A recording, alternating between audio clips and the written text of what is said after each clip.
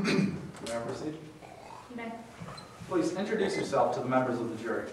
My name is Whit Bowman. Where do you live, Mr. Bowman? Well, I used to live in a small apartment in Breckenridge County, Midlands, but as before what happened to Officer Thomas. And when did you first find out about Rock to World? Well, in 2011, I was looking for a job for the summer, and I saw a help wanted sign for Rock to World. So I applied and I interviewed the next week. What happened at this interview? Well, I was interviewed by the owner, J.C. Longstreet, who was what you kind of expect from a third-rate third-rate amusement park owner, kind of a used car salesman vibe. But the word on the street was the work was easy and the checks didn't bounce, so I interviewed and then started working the next week. What was your job at Rock to World? Well, my first year I worked at the main ticket booth, and then the next year I was actually promoted to a ride operator. All right, Mr. Bowman, right now I'd like to ask you a little bit about Cameron Poole. How do you know him?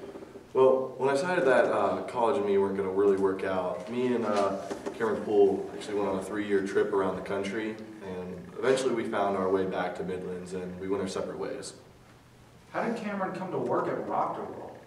Well, he paid me a surprise visit in about mid-March of 2012, and he asked me what my summer plans were. I told him I was probably going back to Rock to World, and he asked me if they were hiring seasonal positions, and I told him yes, they're always looking for new people. So he applied, interviewed, somehow passed a background check, and he started in April with me. What was Cameron's job? Cameron had opted for the ticket booth, which was strange to me because he was not really a people person. Well, Mr. Bowman, did you ever find out why Cameron wanted to work the ticket booth? Yeah, Cameron actually found a way to get a little extra cut out of the park revenue besides just his minimum wage paycheck.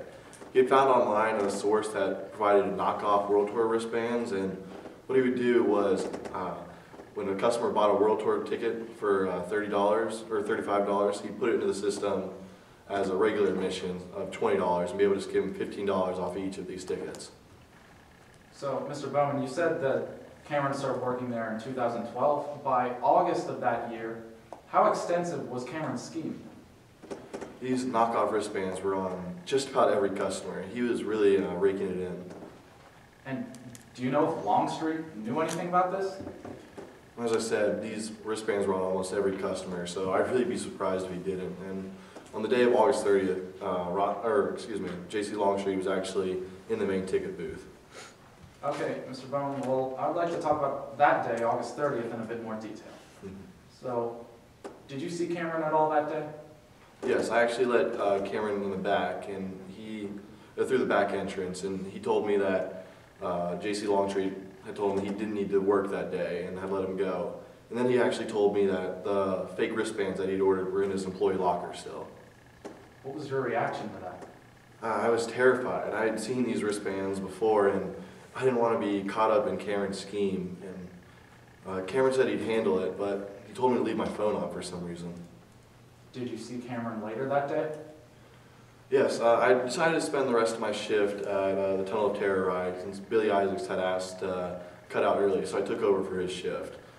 And so around the end of the day, I see Cameron and Officer Thomas running towards my ride, and Officer Thomas was yelling, "Stop," to Cameron.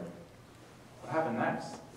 Well, Cameron and Officer Thomas were making a beeline to the Tunnel of Terror ride. And they ran in the tunnel, and Officer Thomas actually shot at Cameron Poole, and there were riders on the ride right now.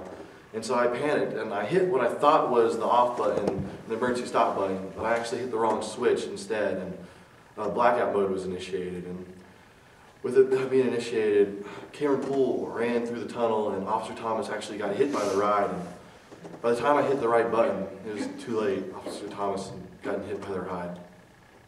Did you talk to any police about what happened that day? Yeah, I actually talked to Officer Kimball for a little bit, and he asked me about my phone, and I told him I had nothing to hide, so I gave it to him. What happened after you spoke with Detective Kimball? Actually, they took me down to the department for questioning, and literally, right afterwards, I'm being charged with multiple counts of armed robbery. Well, Mr. Bowman, did you rob Haley Floyd with a knife on August 30th? No, I found out later that Cameron had robbed the entire ticket booth, and I had just been at the Tunnel of Terror the whole time. Did you give Cameron the knife that he used to rob Raptor World?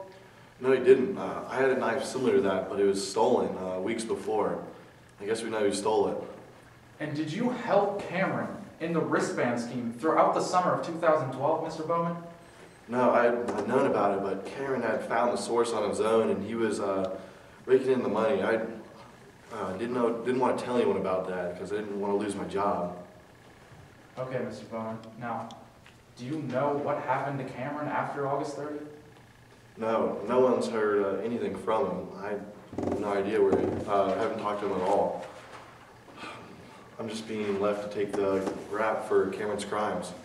Thank you, Mr. Bowman. Your Honor, I have no further questions.